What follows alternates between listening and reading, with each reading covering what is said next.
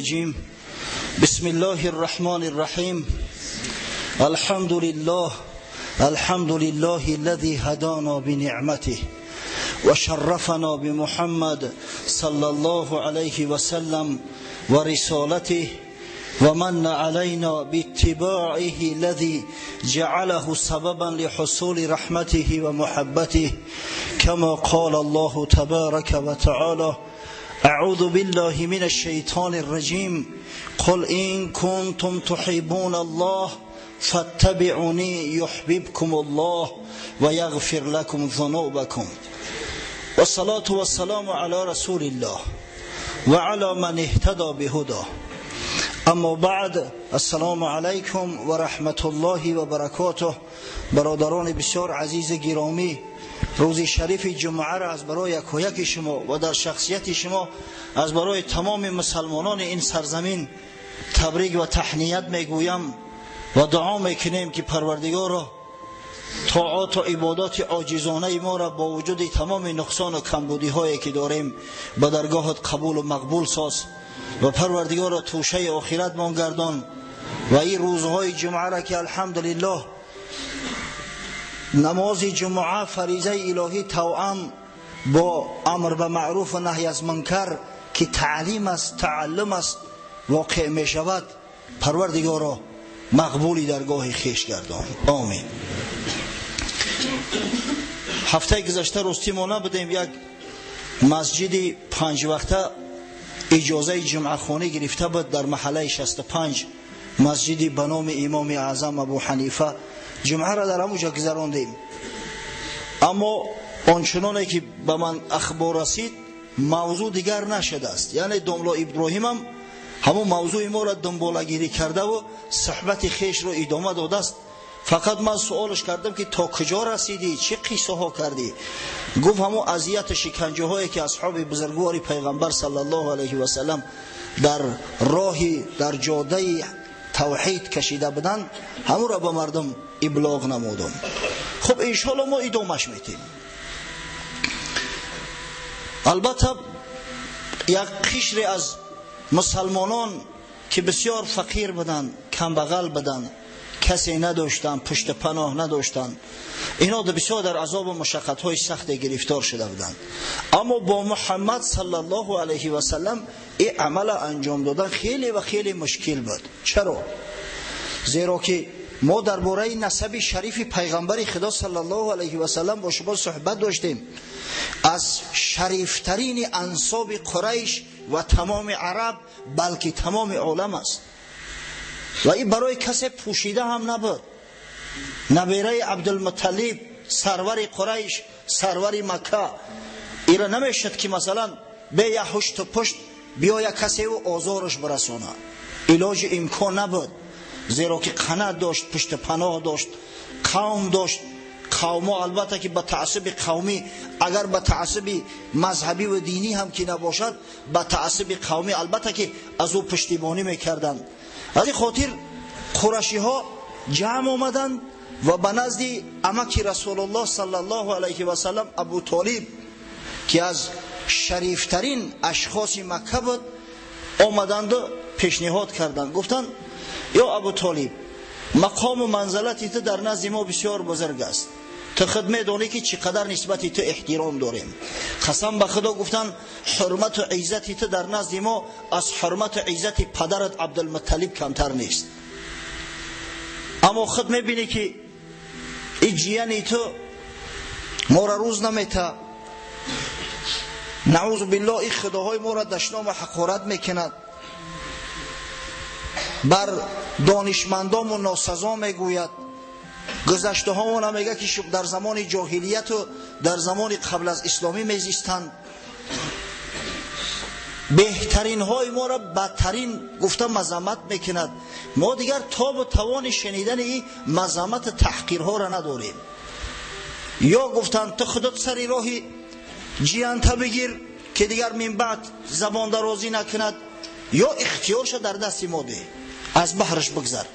زیرا که همو دینی را که او تحقیر میکند دینی تو هم هست، او این پدر باباگی تو هست، در اختیار ما واگذارش کن، ما خودمان علاج کارش می رویم. ابو طالب بسیار مردی زیرک بود، بسیار مردی دانشمند بود. در او عصر زمانی که زندگی میکرد یکی از دانشمندای عصر حساب میخورد، از او خاطر که خوانده و نوشته میتوانست، اهل خط بود. ما گفتیم که اهل خط و اهل قلم در جزیره العرب انگوش شمار بدن. در زمان بعثت جناب سرور عالم صلی الله علیه و سلم، حتی در زمان هجرتش از مکه به مدینه سال 622 میلادی، در مکه مکرمه همگی 17 نفر شخصایی بودن که خوانده و نوشته میتونستند. یکی از اونا همه ابو طالب عمی پیغمبر صلی الله علیه و سلم است و شعرها هم دارد.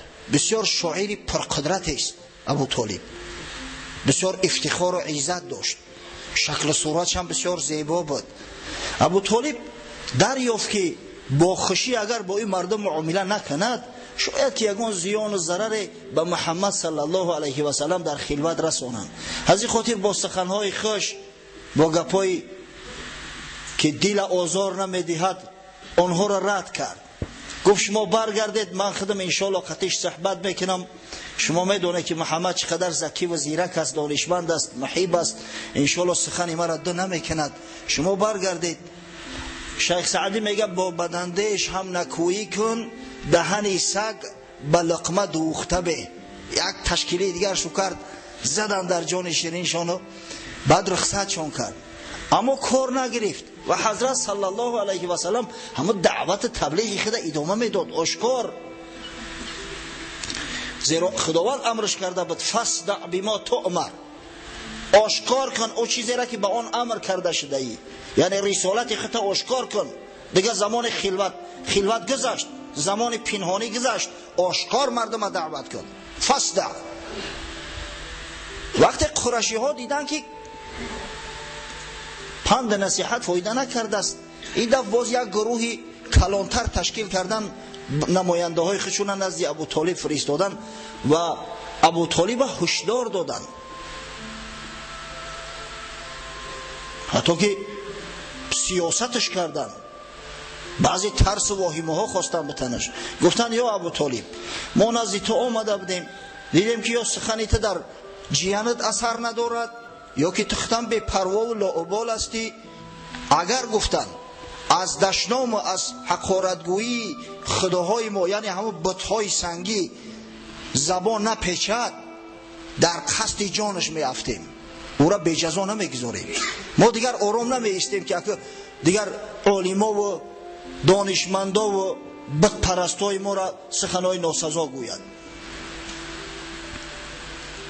ابو طالب دفت یک خطر جدی را احساس کرد، از او خاطر حضرت رسول الله صلی الله علیه و سلم صدا کرد، گفت پسر جان وضع بسیار وضع بد است، تو مرا و جان خود در دهشت نگذار، در اضطراب نگذار. تو دیده ایستاده ای که تمام قوم بر ضد تو شوریده ایستادند، من تنها هستم، سین سال من به جای رسیده است، میترسم که دیگر قوت نکنم و از تو پشتیبانی نکنم. از همون خاطر پسر جان گفت بس کنه که دیگر دعوت قطع کن، هم به جان من رحم کن هم به جان خودت. حضرت صلی الله علیه و سلم گمان کرد که ابو طالب به او اعلام کرده ایستاده است که من بعد من از پشتیبانی تو دست میکشم. از همین خاطر اشکاش جاری شد. از میان مردم، از میان مخلوقات روی زمین، یگانه کسی که اندک دلگرمی داشت نسبت پیغمبر صلی الله علیه و سلم ابو طالب عمکش بود. وقتی عمکش سخن گفت دیگه دلش بسیار سرد گشت، از جاش خیست، آبی دیدش در پرای رخسارش. گفت یا عم والله لو وضعوا الشمس في يميني والقمر في يساري ما اترك هذا الامر حتى يطهره الله تعالى او اهلك فيه. عمک جان گفت قسم به خدا اگر آفتاب در دست راستم بگذارم و ماهتاب در دست چپم بتن، از این راه من حریف نمیشم، دیگر از دعوت کسی مرا من کردن نمیتونه. گفت یا خداوند گفت دین خود چه پیروز میگرداند و دین توحید در این سرزمین پهن می شود یا من در همین ره جان به جان آفرین تسلیم میکنم. وقتی میخواست گریان از نزد امکش بروه، امکش صداش کرد، امکش هم گریان شد. بیایجا گفت پسر جان قسم به خدا گفت تا زمان من زنده هستم نمیگذارم که یک خار در پای تو بخله. برا گفت دعوت تا ادامه بده، تا وقت من هستم من کفیل هستم، کسی را نمیگذارم که به تو نزدیک شوم. دوستای ترا دوست میدارم اگر چنده که بدینشو یک نیستم، اگر چنده این دین قبول نکردم. دشمنای تو برای من دشمن هستند، اگر چنده برادرم ابولهبم که باشد. و یک قصیده در وصف پیغمبر صلی الله علیه و سلم سرایید. بسیار شاعری قوی بود، رنگش بعض شاعرای دروغه که ما نیسته که شب تا سحر عرخری که نوبد در سحر یگان چی اختراع کنه یک دو مصرعک بنویسه، از مصرعاشو بوی عرق می آید. گفت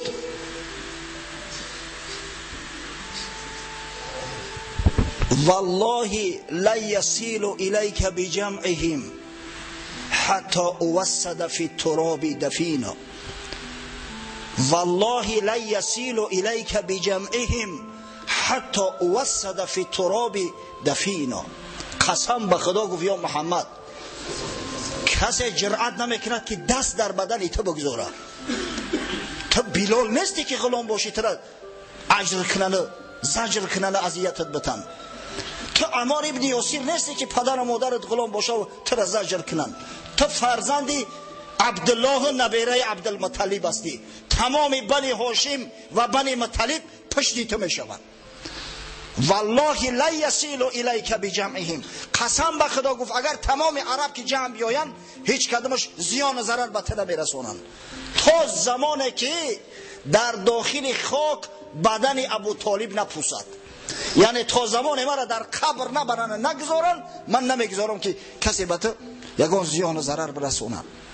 مسلمانان اهل اسلام امتای محمد صلی الله علیه و سلم، این سخن یک مشرک است، سخن ابو طالبه که ایمان آورده است، سخن ابو طالبه که خداوند از هدایت محرومش کرده است. فردا روز قیامت انا همین سخن در روی ما و شما کشیده می شود. مرگ شما بر این مسلمان، مرگ شما بر این امتهای محمد صلی الله علیه و سلم. یک مشرکی که از هدایت خدا محروم بود فقط به خاطر آن که محمد صلی الله علیه و سلم جیانش بود اینقدر پافشاری کرد. شما چیکار میکنید؟ شما چی؟ کو محبتی شما؟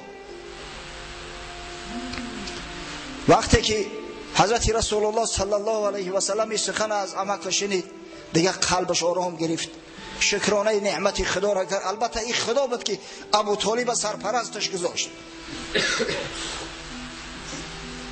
الم یجید که یتیما فآوا. خداوند متعال گفته بودش که ای محمد مگر من ترم یتیم در نیافته بودم که معوا دادم، برای تو سرپرستا تعیین کردم، تا آخرین لحظات شخصای را واگذاشته بودم که از تو پشتیبانی کنن، تو را تنها نگذارن. و حضرت صلی الله علیه و سلم دعوت خیش رو باز بیشتر زاییدتر کرد. قریش دیدن که کار دگرگون شده است، دیدن که ابو طالب جانبداری میکرد روی راست از محمد صلی الله علیه و سلم. از این خاطر راه مکر دسیسه را گرفتند. زیباترین جوان قریش عماره ابن ولید ابن مغیره، این برادر خالد ابن ولید است، زیباترین جوان قریش بود، برناترین جوان. همراهشان گرفتند آوردند، گفتند یا ابو طالب بیا، گفتند فرزند علیش ما این همه عماره را به تو تسلیم میکنیم مثل فرزندت، بگی بزرگش که کلانش که خدمتی ترا میکنه. پدرش ولید ابن مغیره هم هموجا بود. من گفت از بحری همین فرزند میگذارم، همین فرزند پسری تو، در بدلش به ما محمد صلی الله علیه و سلم تسلیم کن. ابو طالب بسیار زیرک بود، گفت ای قوم شما مرا میخواهی گل بزنه؟ قسم به خدا گفت عجب یک پیشنهاد نوجوان مردانه کرده ایستادید.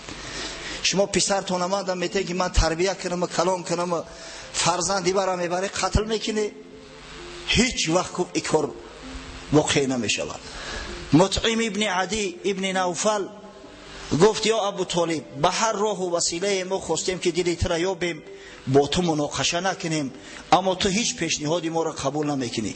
ابو طالب گفت اگر پیشنهاد شما پیشنهاد جوان مردانه باشد ما قبول دارم، اما وقتی که شما قصد جان فرزندی مرا میکنه چخیل من راضیگی میتم با کشتن فرزندم، با کشتن عبدالله برادرم، هیچ وقت پسر عبدالله برادر. من بعد گفت اگر کسی که بر ضدش محمد شمشیر کشیده است بر ضد من شمشیر کشیده است. کسی محمد صلی الله علیه و سلم ناسزا گفت گویا مرا ناسزا گفت. از این خاطر حضرت صلی الله علیه و سلم یک وضعیت بهتری داشت، وضعش اونقدر بد نبود، اما مسلمان ها واقعا در عذاب بودن، در مشقت های زیاد گرفتار بودن. حتی مسلمان هایی که پشتیبان داشتن از قریش بودن، خیش تباراشو از بحرشو گذاشتن، اونا ابو طالب نداشتن که پشتیبانیشون کنن، خیلی عمک غیور رو به ناموس نداشتن. وقتی که وضعیت از حد گذشت حضرت رسول الله صلی الله علیه و سلم همه را جمع آورد و پیشنهادشون کرد، گفت دیگر علاج نداریم، باید که شما هجرت اختیار کنید. اگر در اینجا مانده در پیش چشم من آزار و اذیت وقتی که شما را میتن قلب من آب میشود، ادام میشم، دیگر من طاقت دیدن اذیت زجر شما را ندارم. گفت شاه حبشه نجاشی از همه ابن ابجر بسیار شاه عادل است، اهل کتاب است، از نصارا است و با شنید من کسی را آزار نمیته، آدم حقگو و حقجو است. از همین خاطر بیاید ملک حبشه را اختیار کنید، با اونجا روید. اگر شما در اونجا باشید گفت تا زمان آرام شدن، تا زمان مسلمان شدن قومتون منم انشاءالله آرام میگیرم و استراب وجود ما ترک میکنم. از این خاطر مسلمان ها بعضش کمر بستن. مسلمان های اولی که حبشه را اختیار کردن هجرت عبارت از 16 نفر بودند، 12 مرد و 4 زن. سروری این گروه رو حضرت عثمان ابن عفان رضی الله عنه به عهده گرفت. عثمان ابن عفان داماد پیغمبر صلی الله علیه و سلم است. ابو لهب خدای پیغمبر بود امکش.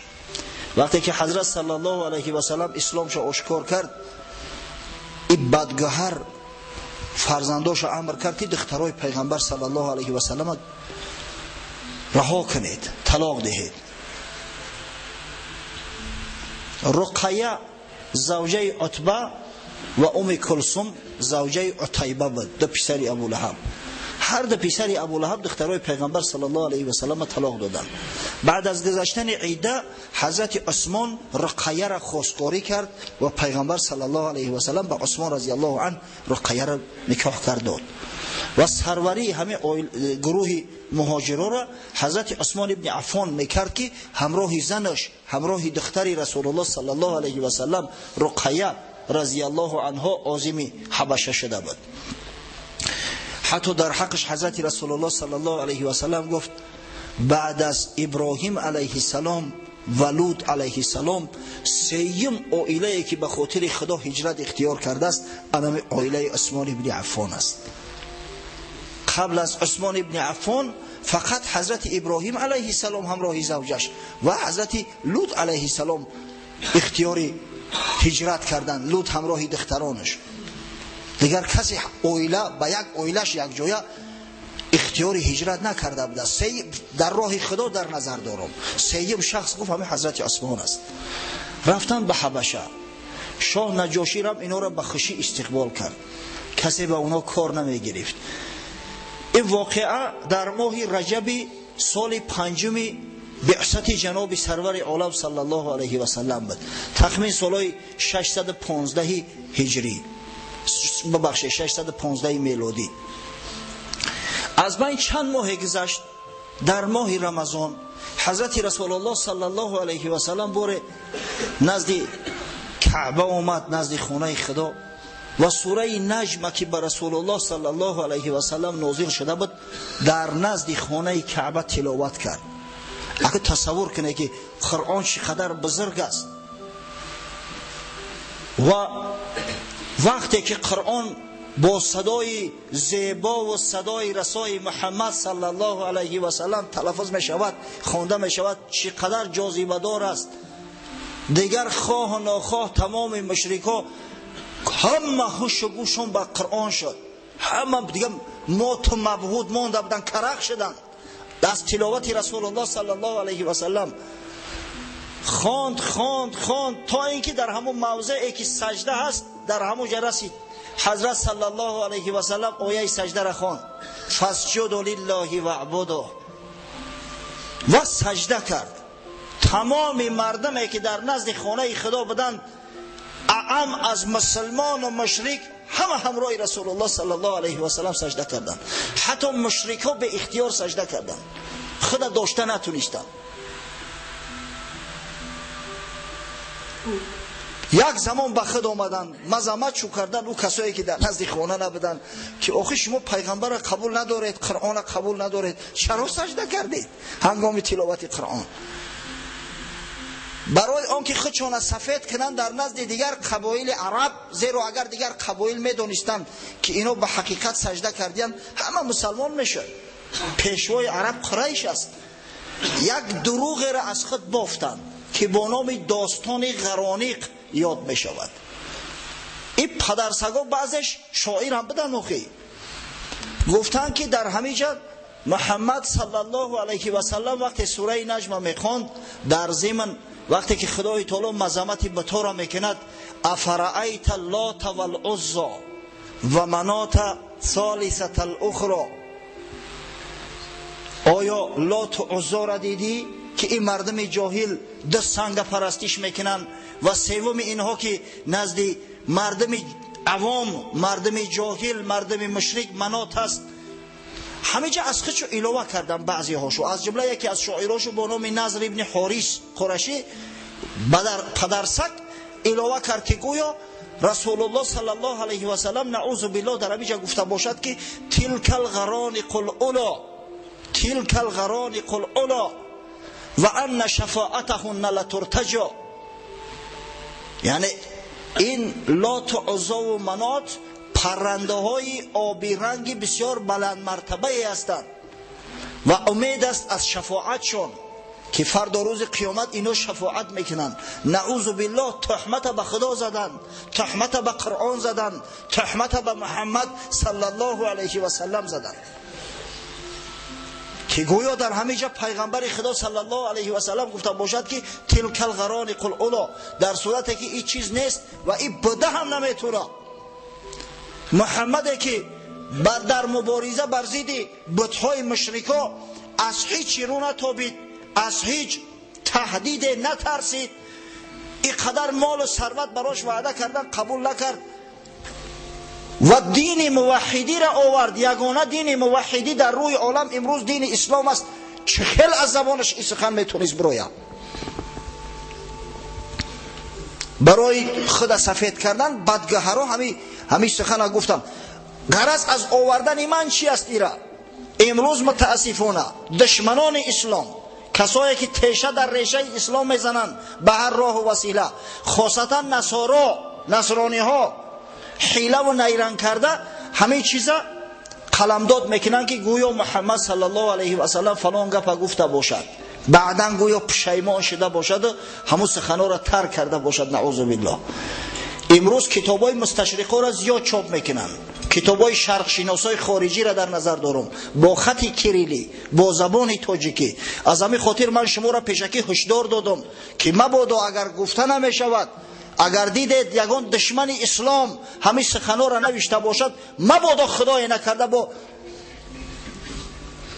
همین سخن باور نکنید که اعتقاد به این سخن کفر است. شخص کافر می شود، از اسلام خارج می شود. این مثل همون تهمتایی است که به مادر ما بی عایشه زده بودن و امثال اینا که در اسلام زیاد دیده می شود.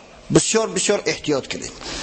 آوازه به حبشه رفت که قریشی ها، مشرک ها اسلام آوردن ببینه وقتی که سخن هر طرف می رود، وقتی هر کس یک سخن ایلوش کند، کار به کجا می کشد. بیچاره اون مردم از بس که دور بدن، در حبشه بدن، آوازه به اونا رفت که مشرکا قریشی ها اسلام آوردن، مسلمان شدن، با خشنودی و خرسندی به وطن برگشتن. این وطن بسیار عزیز است، بسیار شیرین است. اما وقتی آمدن به نزدیکی مکه رسیدن، دروغ آشکار شد. معلوم گشت که این یک دروغ بیش نبود است، یک شایعه بود است. از همین خاطر بسیار بیچاره ها متاثر گشتند، بسیار اندوهگین ملول شدند. بعضیاش حتی داخل مکه نشده با قفا گشتند رفتند. اما یک قسمش، یک عده اکثرش به مکه که برگشته بودند و دیدن که جو و ظلم کافرها باز بیشتر زاییدتر شده است. حضرت صلی الله علیه و سلم امر کرد، بار دوم گفت هجرت اختیار کنید. هجرت آیین حیات مسلم است، همز اسباب ثبات مسلم است. ما و شما حال هجرت نمیفهمیم که یعنی چیست. حضرت علامه اقبال لاهوری میگوید قصه گویان حق ز ما پوشیده اند، معنی هجرت غلط فهمیده اند. این تاریخ نویسا و قصه گویا حقیقت از ما و شما پوشاندیان. میگن پیغمبر صلی الله علیه و سلم از ترس جانش نعوذ بالله از مکه به مدینه هجرت کرد، یا که مسلمان های عهد اول از ترس جانشون از مکه به حبشه هجرت کردند. چنین نیست. هجرت از ترس جان نمی شود. هجرت آیین حیات مسلم است، همز اسباب ثبات مسلم است. معنی آن از تنکابی رم است، ترک شبنم بحر تسخیر یم است. معنی هجرت چی است؟ در جایی که مسلمان قریب نیست، یا هستن و مسلمان های جغرافیایی هستن، پروای اسلام هم ندارن و محبتی به اسلام ندارن، بهترش که کوچ ببندی دیگر جا روی، نزد مسلمان ها برای. زیرا تأثیر محیط بسیار مؤثر است. محیط تأثیری یا نیک میرساند اگر محیطی تازه و آزاده و محیطی سالم باشد، یا تأثیری بد میرساند خدای نکرده اگر محیطی ناسازگار باشد. از همین خاطر هجرت میکنند که نزد شخصای صالح بروند. چرا شبنم از برگ درخت بخار میشود و به آسمان میبراید، تا اینکه همراه ابر رفته در کوهستان بباره و بعد صحرا و دشت ها را مسخر کند. معنی هجرت ای است. معنای هجرت تأسیس دادن دولت اسلامی است، پایه‌گذاری اصل اسلامی است. به این معنی است، برای گریختن نیست. در این نوبت در بعضی روایات اومده است 82 مرد، اما در بعضی روایات دیگر حضرت عمار ابن یاسر هم همراه کردند به مهاجرا، گفتند 83 مرد و 18 زن عزم سفر حبشه اختیار کردند. خداوند نگهشو داشت. اگر چنده که مشرکای قریش به هر راه و وسیله میخواستند که صد مانع شوند، اما خداوند بسیار سفرشون قلعه گردانید که همین که به ساحل رسیدن به بندر، یک کشتی به دست عازم سفر حبشه، در همون کشتی نشستند، دیگه مشرکا اینا را دستگیر کردن نتوانستند. اما از قفا دو شخص بسیار ماهر و کاردان به نمایندگی فرستادند. یکی عمرو ابن عاص و دیگر عبدالله ابن ابی ربیعه. به نمایندگی فرستادند با تحفه ها. گفتن نزد نجاشی رو، نزد سرداری یعنی شاه حبشه، و با او هدیه های ما را برسانید و خبر کنید که این قوم های ما هستند، اینا از آیین ما هم بیزارن، از آیین تا هم به هر راه و وسیله که نباشد اینا را پس بگردانید. ما خوف آن داریم که شمارشون زیاد می شود در حبشه. عمرو ابن عاص همراه عبدالله ابن ابی ربیعه به حبشه آمدند. قبل از او که با نجاشی ملاقات کردند، عمرو ابن عاص بسیار سیاستمدار بود. این زمانهایی بود که حال اسلام نآورده بود. یک روز پیشتر با اسقف ها و پاتریارخ های نصرانی حبشه ملاقات کرد، با کسایی که با شاه نزدیکی داشتند. هدیه و تحفه هاشو داد، یعنی ریشوه شو داد. اونا رو هم قبول کردن، گفتن فردا وقت شما گپ زده ما هم پشتیبانی میکنیم. یعنی خرید یک گروهی را به طرف خود مایل ساخت. بعدا روز دیگر در مجلس نجاشی ادعا کردند. نجاشی را هم امر کرده بود همه 83 مرد همه در مجلس شرکت داشتند. گفتن که شاه این قوم های ما هستند، اینا بزرگا و باخردای ما را جاهل و نادان میگفتند، خداهای ما را طعنه میزدند، ناپسندی نسبت ما میکردند، دین دیانت پدر جد اجداد خیش رو فراموش کردند، با دین ایترام یگان ذره میل و محبت ندارند. اینا یک دین نو اختراع کردند، ما رو پدرها و عمکها و خیش اقربای همین جوانا فرستادیان که تا قفا گردونده باز به حجاز بریمشون. از همین خاطر از تو خواهش میکنیم که پیشنهاد و التماس مردم مکه را رد نکنی. نجاشی بسیار شخصی خدا ترس خداجو بود. شخصی خدا ترس خداجو دو طرف مسئله را نپرسیده هیچ وقت حکم نمیکند.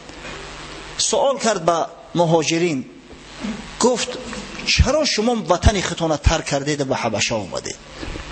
از میان مهاجرین سرورشون جعفر ابن ابی طالب بود، اکای حضرت علی.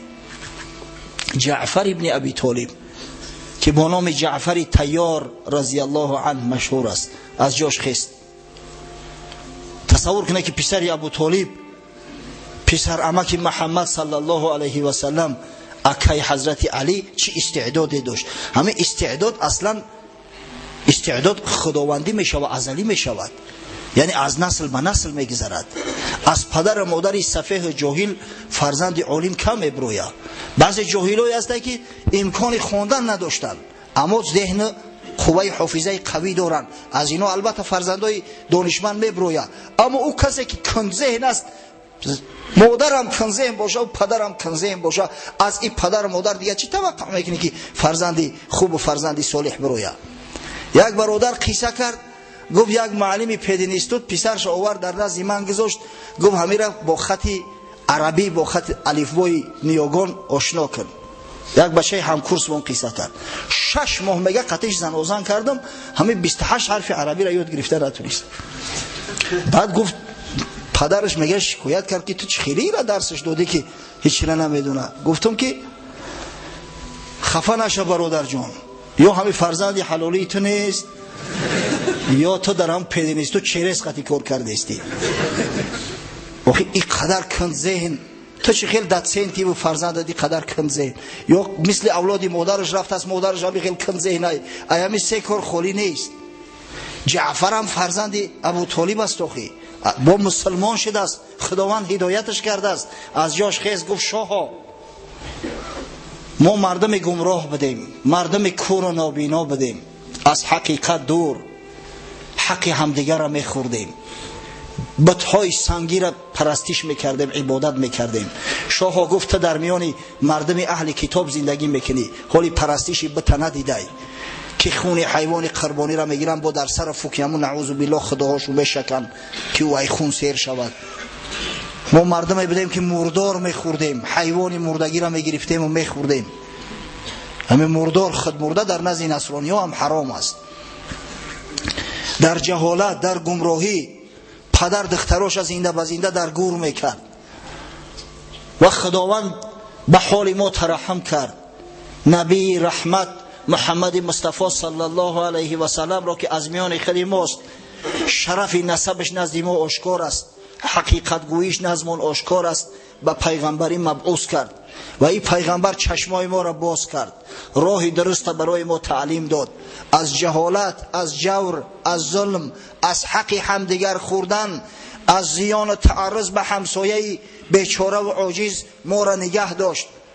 ما خواستیم که طبق فرموده های خداوند عمل کنیم، فقط و فقط الله ذوالجلال عبادت کنیم، اما قوم های ما را نگذاشتند.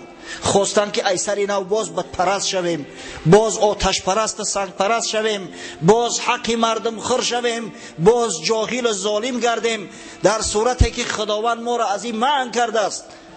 از این خاطر حبیب خدا محمد مصطفی صلی الله علیه و سلم به ما توصیه کرد، گفت در ملک حبشه یک پادشاهی بسیار با عدل داد زندگی میکند. شخصی خدا ترس است و امید است که خدای تعالی او را هدایت میکند. از میان تمام پادشاهای عالم حبیب خدا تو را برگزید، گفت به ملک همو پادشاه روید. انشالله او نمیگذارد که ظالم دست ظلم تعرض و تعدی خود بالای سری مظلوم بلند کند. از همین خاطر مملکتی تو را اختیار کرده و اومده. گفت دین شما چی است؟ این مردکان میگن دین نو اختراع کرده اید، دین شما چی است؟ آیا از همون کتابی که به پیغمبرتان محمد صلی الله علیه و سلم نازل شده است چیزی دارید؟ حضرت جعفر گفت بله و شروع کرد به خواندن سوره مریم. از هم آیه اولش کاف ها یا عین سین قاف، با چنان آواز زیبا و جلادار و گیرای خان که نجاشی و تمام اسقفایی که نشسته بودند بعضی هاش بر اشوه عمرو بن عاص خریده بود، چنان گریستند که نجاشی ریشش حتی میگه تر شد. وقتی که جعفر تلاوتش تمام کرد به عمرو بن عاص مراجعت کرد، گفت شما میخواهید که من همین بنده های خدا را، کسایی را که خدا یگانه را پرستش میکنن، به شما مشرک های ملعین پلوید تسلیم کنم؟ قسم به خدا گفت هرگز به مرادتون نمیرسه، بگیره طرفاتون گم شوه. گفت بسیار شرمنده و خجالت زده خفا گشتن، اما عمرو بن عاص دست بردار نبود. به رفیقش به عبدالله گفت فردا گفت یک پیشنهاد دیگر دارم، ولی یک مسئله دیگر را در بین میپرتم که از 100 جانشو یک جانشو خلاص نمیشود. عبدالله ابن ابی ربیعه گفت ترا به خدا قسم، او اگر چند در دین ما هم که نباشن، اینا قوم ما هستند، خیش اقربامون هستند، بیا نگوی سخنه. گفت نه، یک آرام باش، من نمیخواهم که سری پس از عهده کار نوبرآمده به وطن برگردیم. روز دیگر با صبح زود نزد نجاشی راه یافت. گفت برای خیر و معذور کردن اومده مکه. گفت شاها این مردم تو نمیدونی در حق عیسی پسر مریم بسیار سخنهای قبیح میگن، سخنهای ناشایسته و نادرست میگن. نجاشی وقتی این سخن شنید در اضطراب افتاد. عیسی علیه السلام پیغمبر خدا است، خاصتا که این مردم نصرانی اکثری کلش نعوذ بالله ایره خدا و پسر خدا میگویند. از این خاطر صداشو کرد، گفت بیارشون. جعفر پیش قوم از قفا بادر اومدن، بیچاره اندک دهشت داشتن که چی واقعا شده باشد. نجاشی گفت شما در حق عیسی علیه السلام چی سخن میگویید؟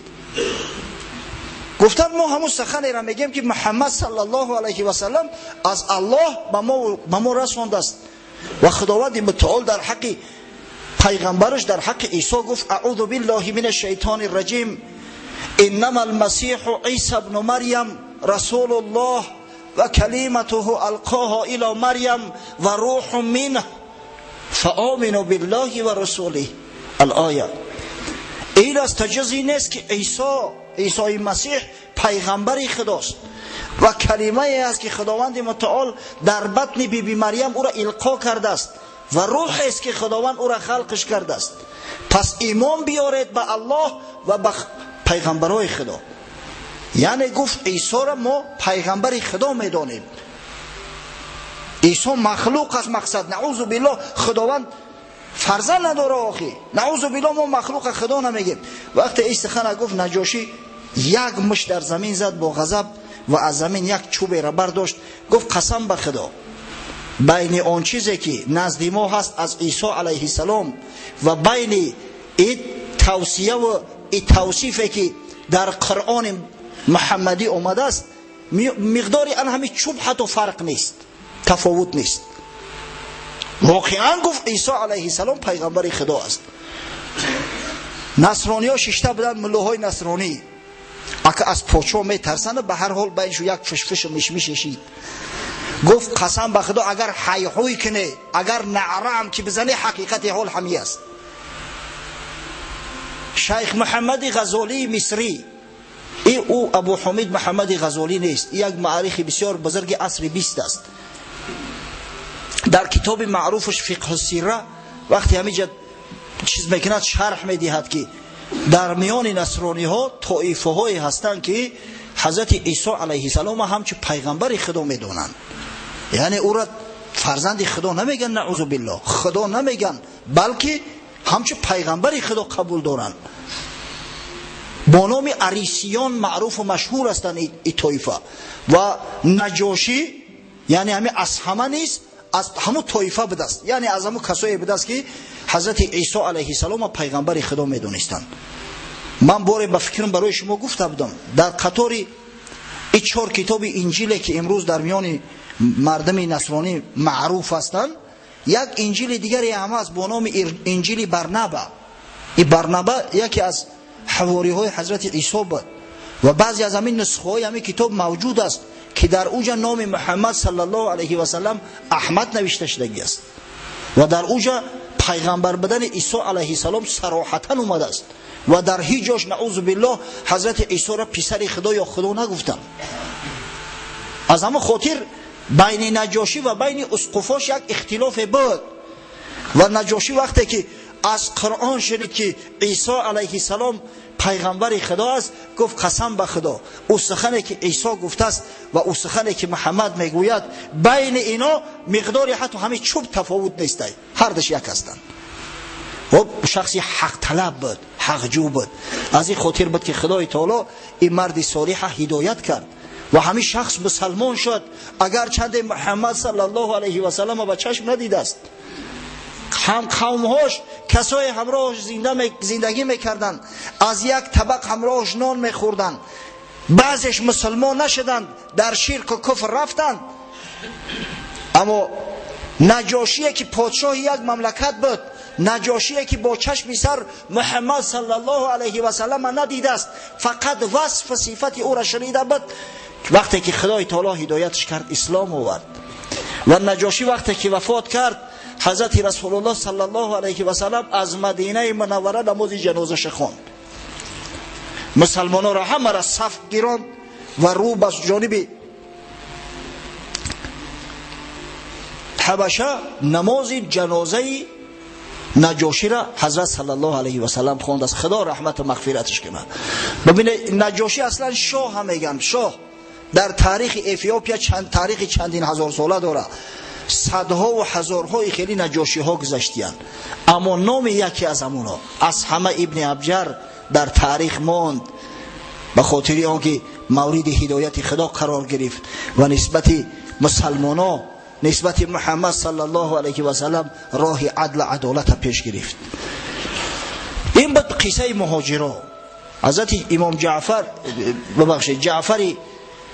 ابن ابو طالب رضی الله عنه مدت طولانی در حبشه زندگی کرد تا سال 7 هجرت، قریب مدت 15 سال در حبشه زندگی کرد. اکثر مهاجران همراهش بودند، بسیار زندگی مرفه و خوشی داشتند و مسلمانان هم جوان مردن.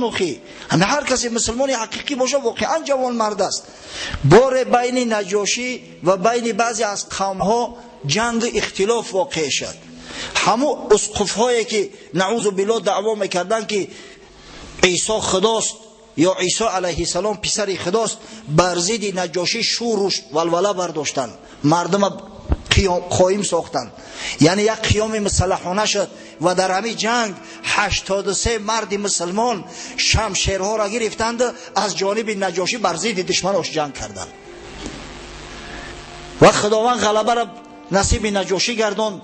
و نجاشی را دید که در وقت تنگی یا جوان مرد بدیان دستگیری کردن. از همین خاطر تا آخرین لحظه دستگیری و کمک بی‌دریغی خود نسبت اونا جاری ساخته بود. خب اکنون میاییم مکه مکرمه. مسلمانان الحمدلله جاهاش نگرفتن.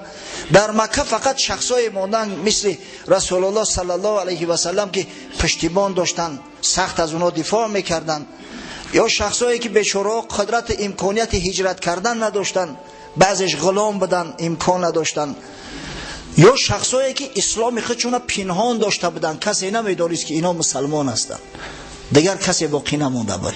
از این خاطر به هر راه و وسیله به حضرت رسول الله صلی الله علیه و سلم فشار و تضییق زیاد شد. حضرت آشکارا نمازش میخواند، در نزد خانه کعبه می اومد و آشکارا نماز میخواند. اول شخصی که به مقابلش خست ابولهب عمکش بود. بیگانه ها جرأت نکردند، اما این بدسیال ابله فرزند عبدالمطلب بر ضد جیان خودش قیام کرد. ببینید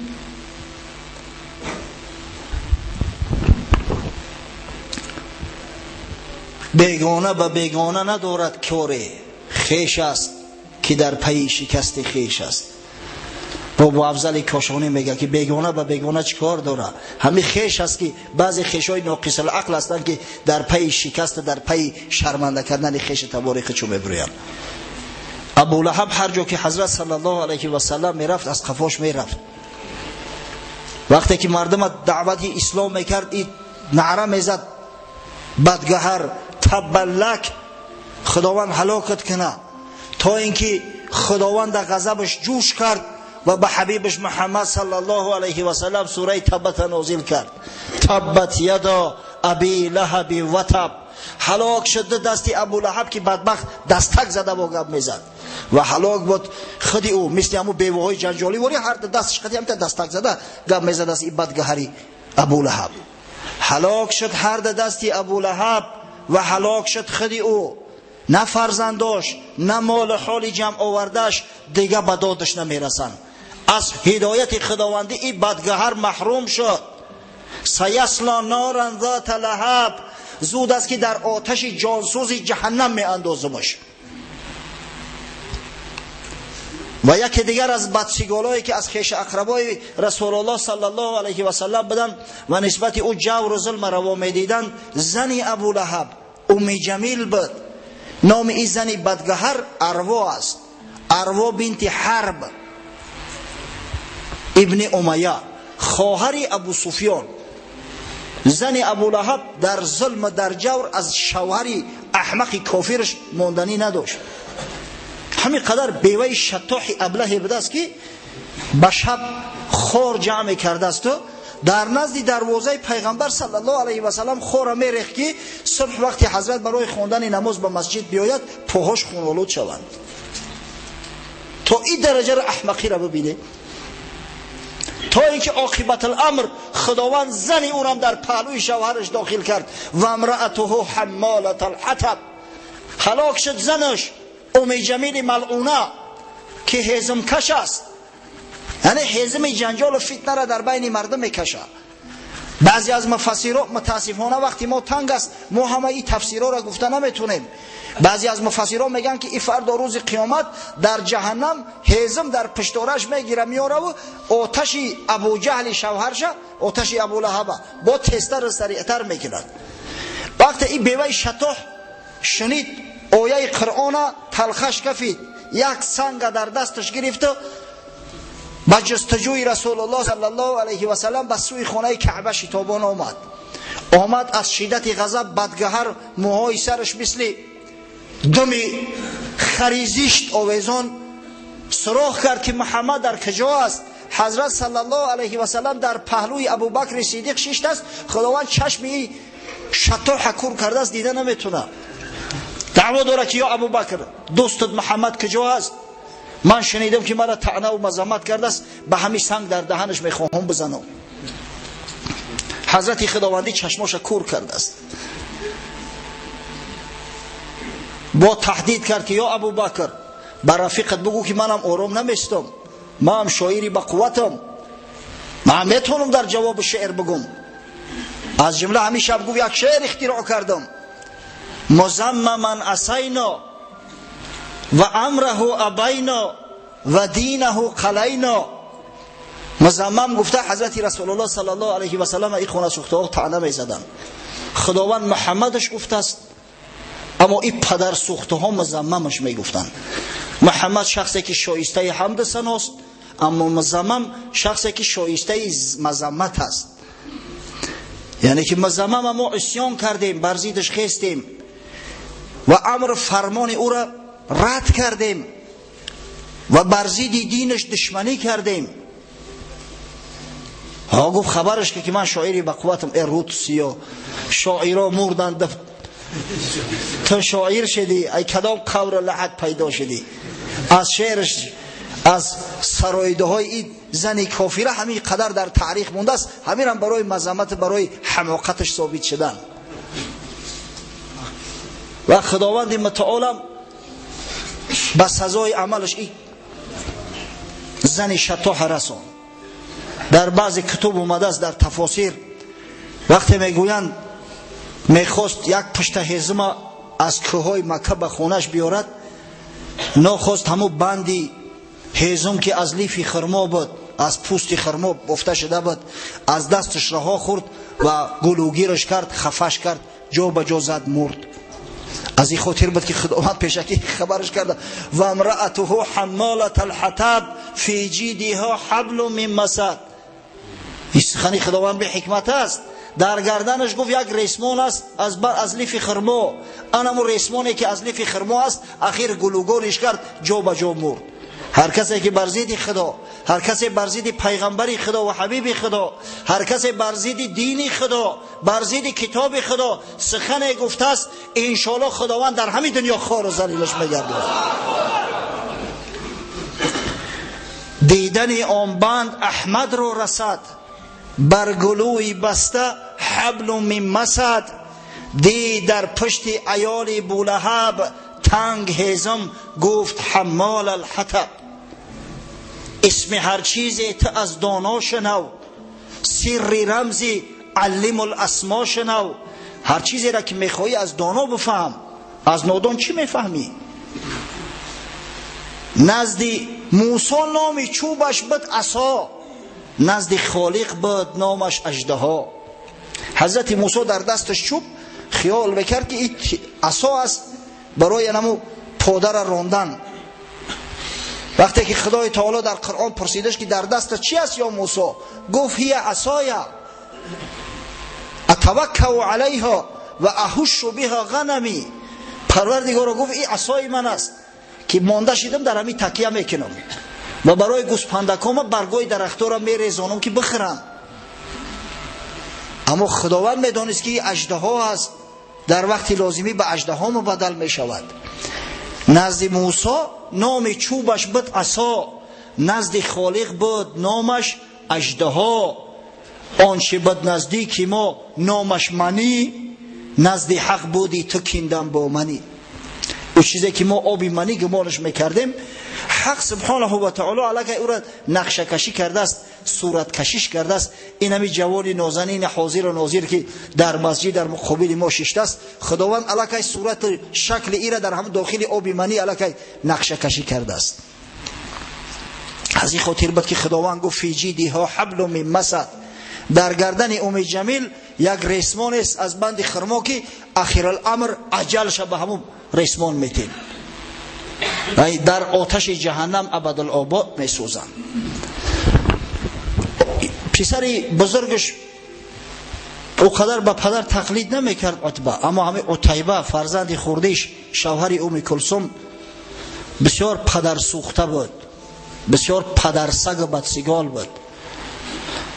بعد نازل شدن سوره و نجم، بعد از اون که حتی مشرکا هم در جذبه گرفتار شدند و سجده کردند، این پدرسگ باری نزد حضرت صلی الله علیه و سلم اومد، گفت محمد من با و نجمی اذا هوا کافرم، نعوذ بالله. و نجم ای همه آیه یکمی سوره نجم است. من با صاحب ثم دنا فتدلا کافرم. آیتای سوره را یک یک میخونه و میگه من با صاحب همین کافرم، من با خدای همین نعوذ بالله کافرم. و از گریبانی حضرت رسول الله صلی الله علیه و سلم گرفت، نه حرمت خیش تباری کرد، نه حرمت خسری کرد که چندین مدت خسرش بداخی، نه حرمت قومداری کردی پدرسگ. در بعضی روایات اومده است که خواست بر روی پیغمبر صلی الله علیه و سلم توف کند، اما شمال بود، شمال توف شگردان در روی خودش زد. حضرت بسیار با تمکین بود، گفت پروردگارا یکی از سگان درگاه تا بالای همین مسلط کن که سگ بخرش ایرا، سگوار زندگی میکنه، پروردگارا لقمه سگت بگردانش.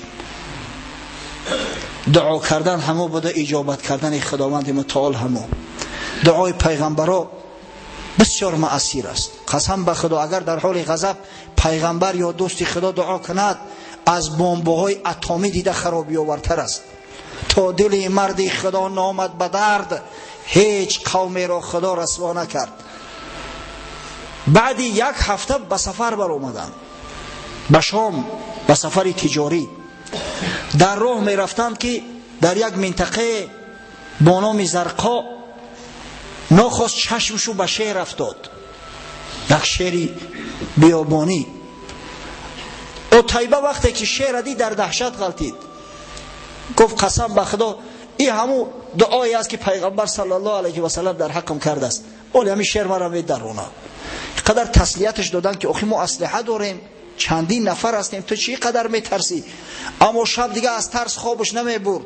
در بین قوره گرفتن خوابش کردن، در گردش 2 حلقه مردم همیتا دور دور خواب، در بین قوره موندنش که تو نترس خواب کن. به امر پروردگار شبانه شیر اومد، از بالای مردم گذشت و همین بدگهر از مویش سرش گرفته کشان برد. ایقا از پاش کشیدن که زورشانه رسید قوم، کشید بردش در بین بتاها، در پیش چشم قومش کفاندش و خوردش. ای از سزای هر پدرسگ، هر پدر سوخته که زبان تعرض نسبت محمد صلی الله علیه و سلم بلند کرده است. و متاسفانه وقت تمام شد. انشالله هفته آینده از همین موضوعی که صحبت خدا قطع کردیم، باز صحبت آینده را ادامه خواهیم داد.